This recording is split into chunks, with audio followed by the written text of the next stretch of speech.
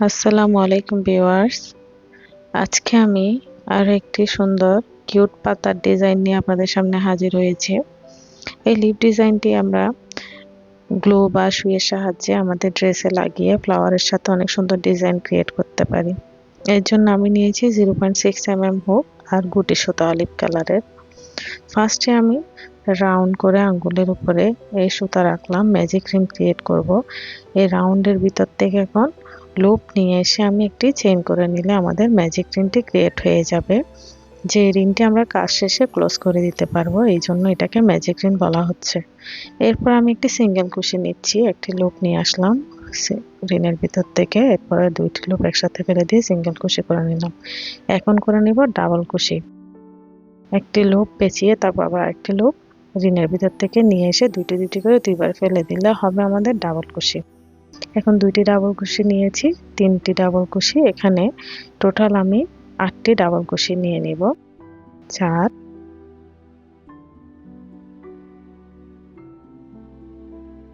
5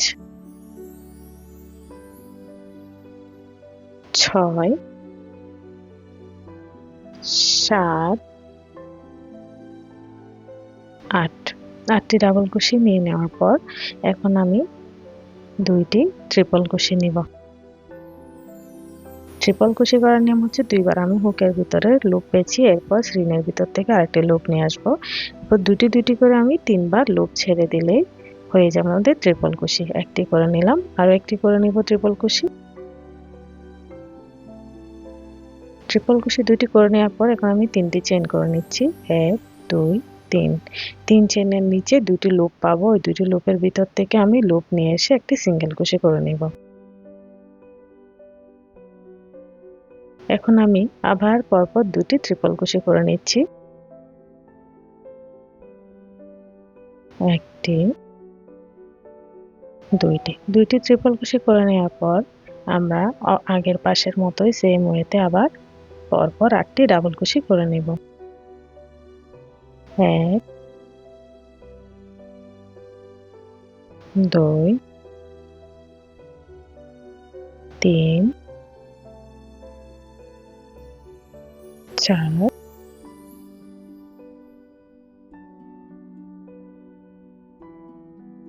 5 6